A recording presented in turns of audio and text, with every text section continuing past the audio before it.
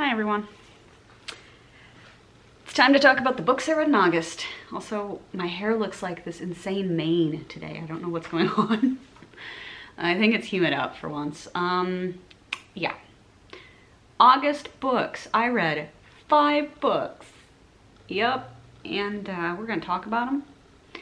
And why don't we talk... Let's just go in order. Okay, so first I read Rosewater by Tade Thompson. Again, I don't know if that's how his name is actually pronounced, and I'm sorry. But it seems to make more sense to me than Tade. I'm like, Tade sounds like a name. Anyway, whatever. This is the second book of his that I've read, and it's the beginning of a science fiction trilogy. And it's pretty wild. I liked it. Yeah, so Rosewater is, gosh, how do I begin to explain Rosewater? It's set in Nigeria, and it follows a man who has this mental connection to these sort of alien fungus that enables him to kind of, not read minds, but it enables him to find things. If somebody in the world knows where a thing is, then he can find that thing after interacting with that person, basically. So something can get lost and then he can't find it, but if somebody knows where a thing is, then he can find it. It's just kind of very specific and kind of interesting.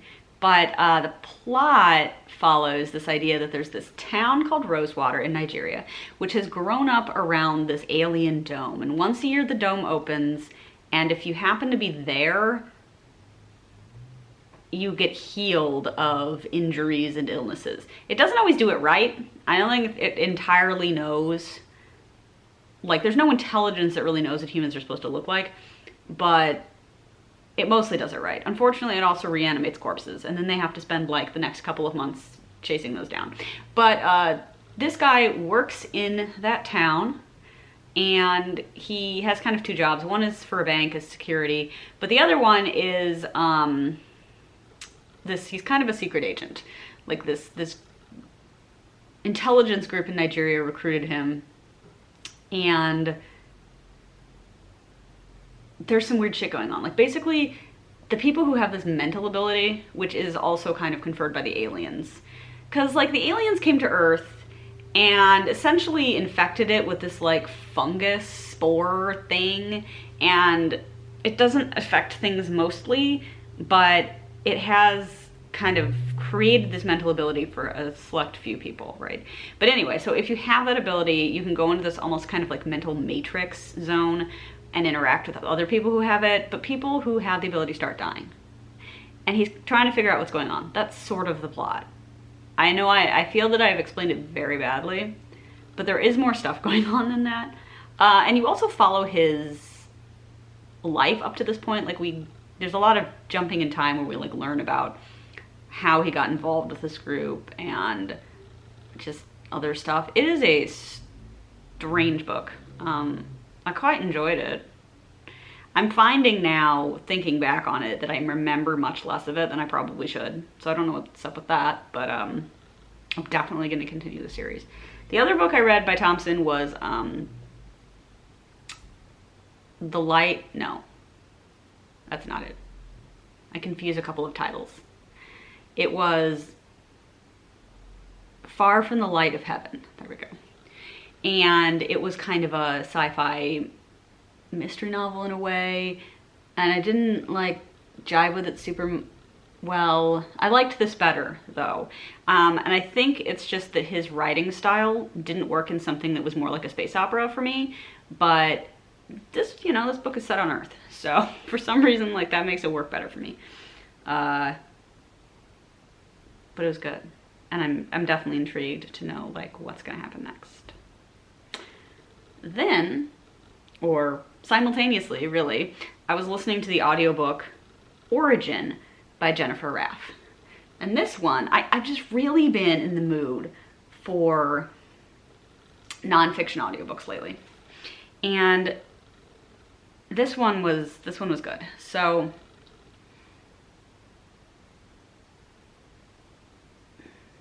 I'm sorry. My mind's not working. It was about the research that's been done, like genetically into, well, and archaeologically, into the origins of the Native Americans, basically. Like people living in North and South America, where did they come from? And when? And it was interesting. Like there's no real definitive answer, I guess, ultimately, but it was still an interesting thing to learn about. I mean, I don't know, I don't have that much to say about it.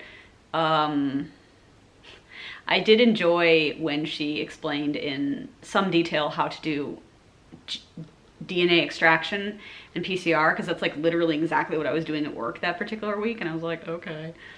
So that was kind of funny. It kind of felt like more information than your average person really needs to know about how this stuff is done, because I kind of felt like anybody who would really care already knows how it works. But maybe I'm wrong. I don't know. But it was interesting. I kind of liked her. She would talk about these different like archaeological sites where bones of super ancient people were found, often in Siberia or like kind of really, really far north, because there used to be a lot more land exposed, I think during the Ice Age, just because like the seas were shallower at that time because of all the ice. And so there were places where people were living that are fully under the ocean now. But anyway, like there were some bits that she would just kind of invent a little scenario of how these people were living and how they died, which was kind of interesting. I enjoyed that. Okay.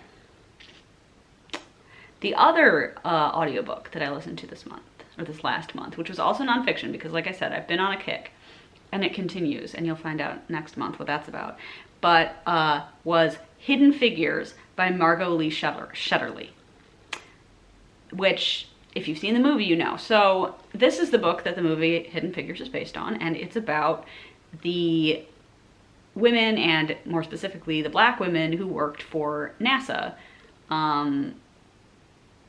in the 40s, 50s, 60s, and it was interesting for sure. Like I quite enjoyed it. I mean, she starts it off being like, I'm interested in the subject because her father worked at Langley as an engineer, and as a result she like knew people and lived in that area, and she knew people who had worked there, and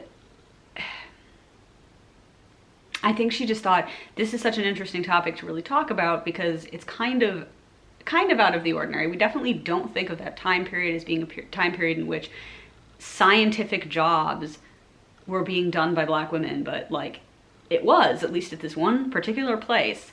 And the movie focuses way more on these like kind of three specific women. The book talks about them, but it talks about some other women, and it talks about like the history of the program, and it kind of, you know, it's like a little further, a little more zoomed out from it. And it was just like really interesting to learn about, like why Langley. Some of that was kind of like because at some point, and I don't remember when, I'm sorry, government jobs, it was made like kind of the law that government jobs needed to be open to anybody, whereas regular ass jobs not so much. Like non-government jobs, I don't think they got in there yet, but government jobs did. And it was so interesting to learn how about like these people who were all living in this town in Virginia and working at this place, which was somewhat segregated, but over time became less so, while simultaneously Virginia was having like a racist field day. Like, okay, Virginia was so mad at desegregation of public schools that there was actually a county in Virginia that stopped having public schools altogether, which is insane. So like that's the state they were fucking living in, and yet they had these good jobs. And I really liked learning about Katherine Johnson especially. She was so smart. She was just so good at math. Like unreal levels of good at math. And it kind of ties into the book I read earlier this year, American Moonshot, which was about Kennedy and the space race, because both books focus on the element of the space race that goes from rockets through the Mercury program and into Gemini, and doesn't really get to Apollo. Like, by the time they were actually putting guys on the moon, a lot less of the work was being done at Langley, because I think there was a company contracted to do it, which was in like Houston, so like a lot of the focus had moved to there. But so this was the early years, so it's just like interesting for sure. And I would definitely recommend this book. Like, you will learn a lot, and I think it's always good to read books about historical time periods to get a better like view of the nuances, because it's easy to say, oh, in X decade everybody did XYZ, and it was actually like way more complex than that. Like, no, not every woman was working, was not working and was like at home, and her husband had a job, and like not every good job went to a white person like most of them did, but there were nuances to it, right? People had more interesting lives than I think we give them credit for, I guess. Yeah, so that was my nonfiction jaunt. But the other two books that I read were both fiction, so let's talk about those. The Hidden Girl by Ken Liu. So this book and the last one I'll talk about were both from my little list, because I'm still working on it. The Hidden Girl and Other Stories is a short story collection, and Ken Liu had a previous short story collection that I really loved, The Paper Menagerie. So I was like, I need to read this, and then for years I didn't read it, and I don't know why. But finally, forced myself to read it this year. It was good. It really was. I didn't like it as much as The Paper Menagerie. Oops. But I did like it. I think, okay, so it's like sci-fi short stories. I think the thing that I found less interesting about this one was just the fact that a lot of the stories are connected. And I wanted more variety, frankly. But it did have some really good ones. Like, I think, just off the top of my head, thinking about it, like, some of my favorites. I really liked the one where the woman's mother, or the girl's mother, is sick, and so she like so she uses relativity to extend her life, if you will, so that she can come back and visit her every like few decades. I liked that one a lot. I really liked the one about the guy who is in this world that's been invaded by aliens, and he's got like an alien husband, I guess, or something. And except that like the thing is that the aliens, like their whole concept of memory is really different. And so anytime somebody sort of rebels against them, they can get their memory excised. And this guy realizes as the story goes on that he knows that he's had his memory excised in the past, but he starts to find out why. It was super fucked up, and I liked it a lot. And I think there was one toward the end about this archaeologist guy. That was a good one. And his like daughter, that was a good one. I don't know, like they were good. They were good stories. I just was expecting to be more blown away, but honestly, like on reflection, it was a good short story collection for sure. And finally, we must talk about the fifth book that I read.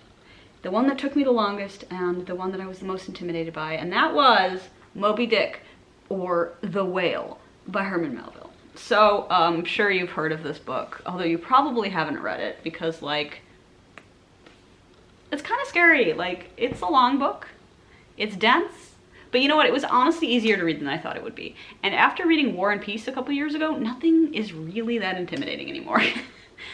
I mean, Moby Dick's like half the length. Less than half the length, because War and Peace is disgustingly long. And Moby Dick is still a long book. But anyway, yes, it is about a guy who gets a job on a whaler, and it turns out that the captain is full-on obsessed with hunting down and killing this specific white whale, white sperm whale. They're not normally white, they're normally black, but this one's white. And also evil, maybe. And anyway, he wants to kill it because it bit off his leg, basically. And everybody on the crew gets really into this idea of vengeance, except for the first mate, Starbuck, who is like, vengeance on just like an animal is weird. And also maybe we shouldn't do this, but he kind of goes along with it anyway, because what could he do? It was wild. So like, first of all, if you've never read the book, you cannot comprehend how much of it is just talking about whales and whaling. Like, I would say half of this book is that, easily. And it's kind of more concentrated in the middle part of the book. It is interesting though. Like, I am not giving you permission to skip those chapters, actually. You have to read them. You have to read them. You have to read Cetology, which is where he just talks about all the kinds of whales and comes up with a system for classifying them. It's also the chapter where he's just like, whales are fish. I know that they're mammals, but they are fish. And you're like, bruh. It's so funny. And he's like, the sperm whale is the biggest whale, even though he knew perfectly well that they're not. Also, this was killing me because, well, I'm currently reading a book about animal senses. I will tell you about it next month, but there was, you know, stuff about whales in there, of course. And it turns out we didn't find out whales were like making noise down there until 1971 or something. So Herman Melville didn't know this. So therefore Ishmael, who is narrating the book, didn't know this. And this knowledge makes me absolutely insane. Like, this guy is so obsessed with whales, and we're talking about all of their elements and their abilities, and if he had known that these fuckers could talk to each other, he would have absolutely lost his mind. Also, like, sperm whales, like blue whales, can talk to each other over, like, and humpback whales, they do the singing, I guess. They can talk to each other over, like, thousands of miles, at least theoretically. A blue whale can go from Ireland to Bermuda and know exactly where it's going because it can use its sound that it makes to like hear the waves that come back, because the sound that it makes is so low that these sound waves it's making in the water are just incredibly long, right? So they can travel an incredibly far distance. Like, I don't know that much about the mechanics of sound, but my vague understanding is that high-pitched sounds travel much shorter distances, but the lower pitch sound will travel very far. And sperm whales, though, have, along with some other kinds of dolphins and stuff, have sonar, and so they can actually sense prey using it and sense each other and other stuff, and it can enable them even to sense what's inside those things, which I don't know how detailed it is, but like it could tell like where the swim bladder of a fish is, or if the fish has like a fish hook in it. And I feel like there would have been at least 5 chapters in Moby Dick about that if you had any idea. Like, that is insane. And like, it would have been crazy. Okay, so anyway, sorry. But this book is dope, okay? And there were several chapters where I was just like, hello? This is like wild, the emotions that I'm feeling. And it's just such a weird book. It feels like it shouldn't work, and maybe it doesn't work quite as well as I hoped it would, but it does still somehow work. Like, I don't know. Of course, I love it the few times in the book when he quotes Wrath of Khan. You know, because in Wrath of Khan, Khan quotes Moby Dick a couple of times. He quotes some stuff Ahab says about catching the whale. And obviously chasing him round perdition's flames before I give him up is like an insanely metal statement, but also probably kind of blasphemous. I don't know, like, that seems to be part of the issue that Starbuck has with Ahab's need for vengeance, is that like he's putting it above literally everything else. Like, the ability of the ship to make money, the lives of the crew, and also shit like, I don't know, probably his eternal soul. I don't know. Book is, yeah. I really loved, though, some of the lines just went so hard, and I really liked the chapter kind of early-ish, but once Ishmael's actually got on board the Pequod and met everybody, that talks about Starbuck, and just, I don't know why, but it was so good. It was just like this, just like the idea, like he's almost challenging the audience to have a problem with the fact that he's taking this describing this very regular whaleman from Nantucket and insisting that there is something about him that's heroic and like impressive, I guess. I don't know. And then for some reason, Ahab's relationship with Pip kind of got me. And also the chapter where Starbuck is thinking about shooting Ahab through the door of his cabin when he's asleep. Oh, so good.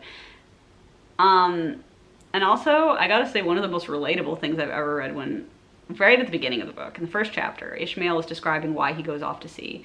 And he says that when he starts getting sick of people, when he wants to go out into the street and start knocking people's hats off, that's when he goes to sea. And I'm like, you know what? I have felt that way. Sometimes you just want to go into the street and knock off people's hats because they're all driving you absolutely fucking insane. And then, maybe it is more healthy to just go to the sea at that point.